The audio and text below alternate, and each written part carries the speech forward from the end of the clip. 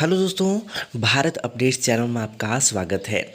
और दोस्तों, आज की यहाँ पे 11-12 इम्पोर्टेंट अपडेट्स लेकर आप सभी के लिए यहाँ पर आ चुका हूँ। और ये इम्पोर्टेंट अपडेट्स हैं, तो वीडियो को पूरा देख लीजिएगा। ठीक है, चलिए जल्दी से शुरू करते हैं पहले अपडेट के साथ।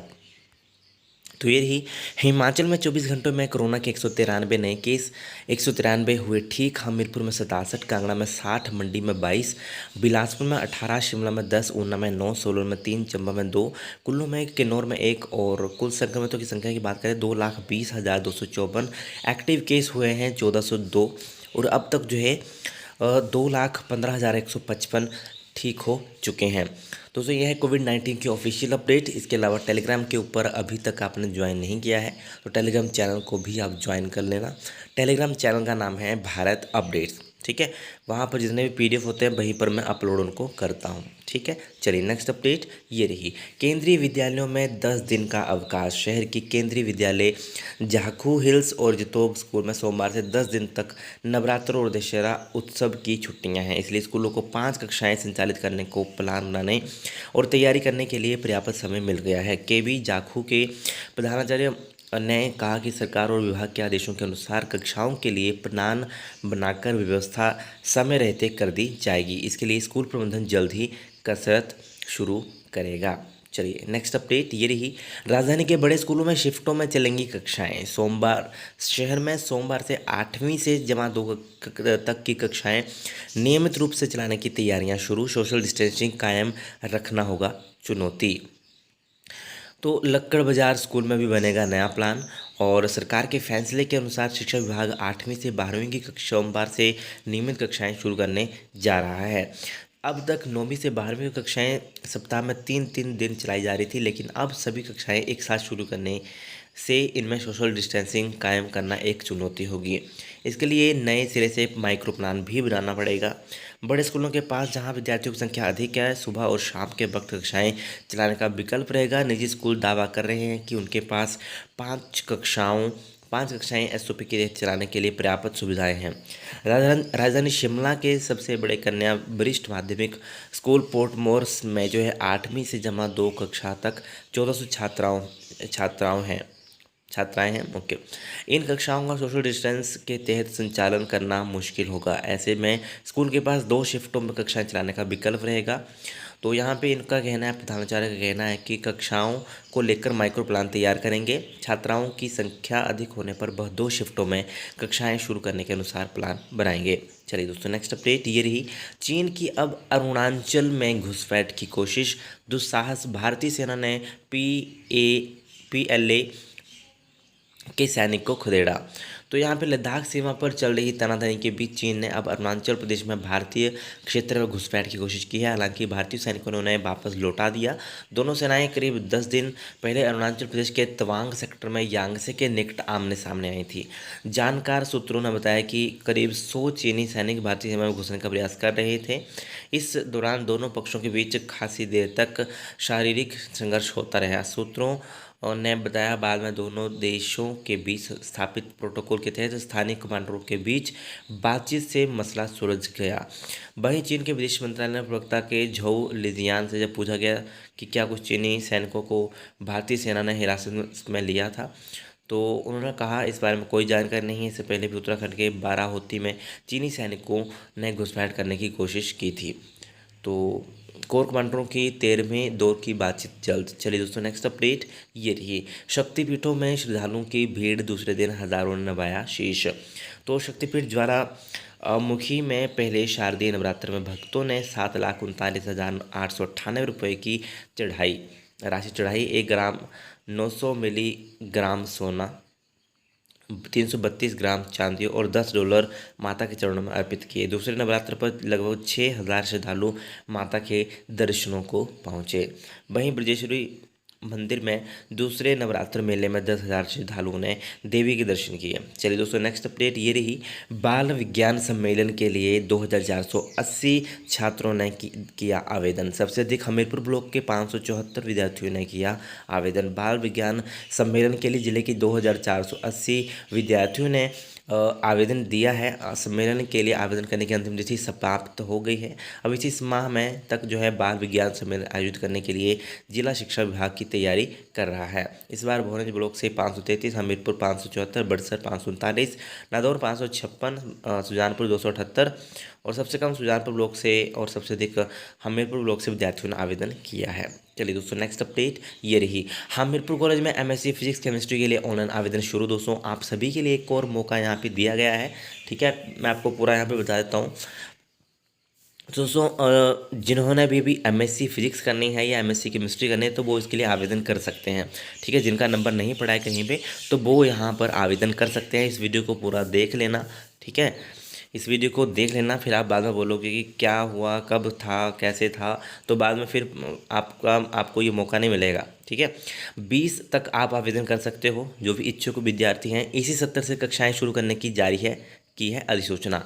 तो इसी सत्र से दोस्तों एमएससी फिजिक्स और केमिस्ट्री के लिए यहाँ पे कक्षाएं चलेंगी। ठीक है, तो ये आपके लिए बहुत अच्छा मौका है। नेताजी सुभाष चंद्र बोस स्मारक शासकीय महाविद्यालय हमीरपुर में एमएससी भौतिक विज्ञान और रसायन विज्ञान यानी कि केमिस्ट्री के लिए विद्यार्थी 9 से यानी कि आज से 20 अक्टूबर तक ऑनलाइन आवेदन कर सकते हैं। ठीक है, क्योंकि यहाँ पे एमएससी फिजिक्स और केमिस्ट्री की कक्षाएं भी यहाँ पे सुचारू रूप से अभी चलेंगी। उन्होंने बताया कि एमएससी फिजिक्स और केमिस्ट्री दोनों ही संकायों में 30 सीटों की मंजूरी मिली है। तो 30 सीटें दोस्तों, तो इस हिसाब से आप देख लेना। बहुत अच्छा मौका है आप सभी के लिए। जिन छात्रों ने प्रदेश विश्वविद्यालय की ओर से आयोजित प्रवेश परीक्षाओं में भाग लिया है और जिन छात्रों ने प्रवेश में भाग नहीं लिया वे भी आवेदन कर सकते हैं। तो ये एक और बात अच्छी होगी कि जिन्होंने एंट्रेंस एग्ज़ाम दिया था वो तो कर ही सकते हैं, बट जिन्होंने एंट्रेंस एग्ज़ाम नहीं दिया था वो भी इसके लिए आवेदन कर सकते हैं। यहाँ पे लिखा है। ठीक है, और यहाँ पे इन संकायों की प्रवेश परीक्षाओं में भाग लेने वाले छात्रों को वरीयता दी जाएगी।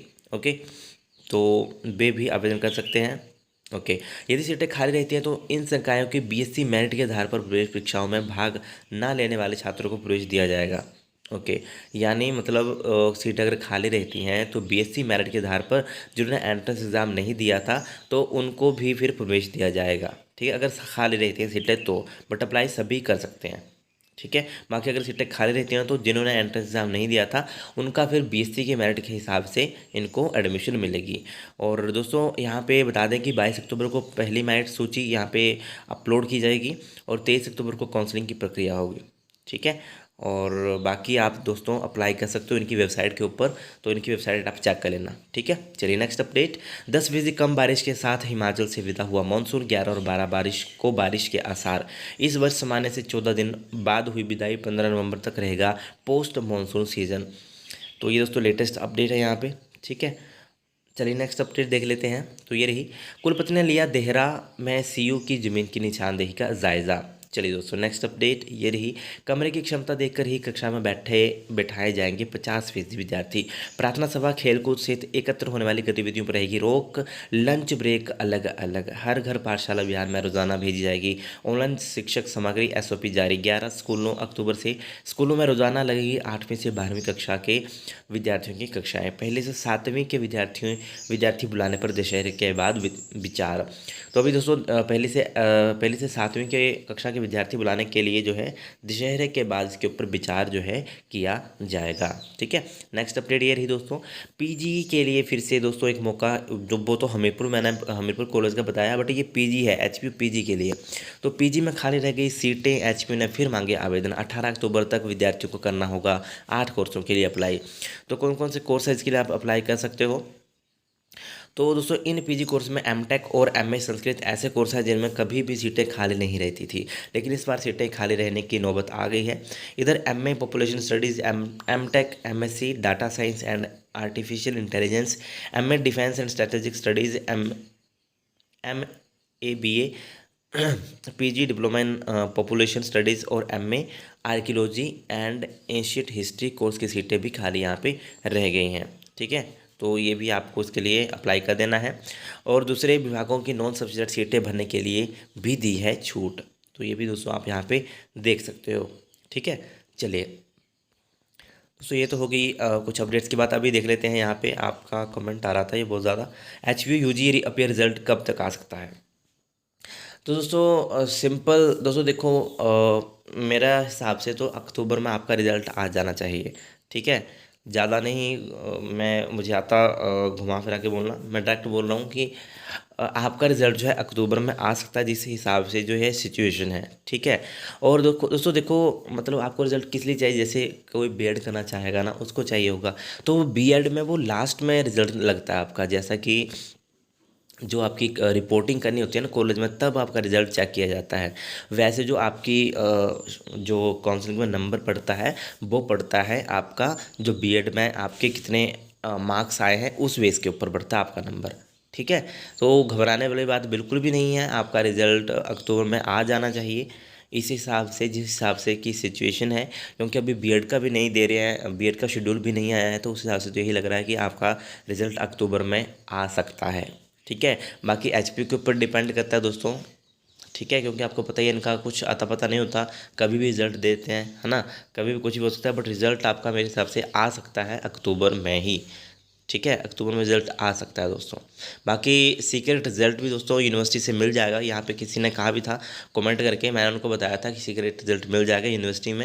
हालांकि प्रोसीजर का मुझे पता नहीं है, अगर किसी को पता है प्रोसीजर का तो वो यहाँ पे कमेंट कर दे, क्योंकि बहुत सारे स्टूडेंट्स हैं जो सीक्रेट रिजल्ट यहाँ पे निकालना चाहते हैं।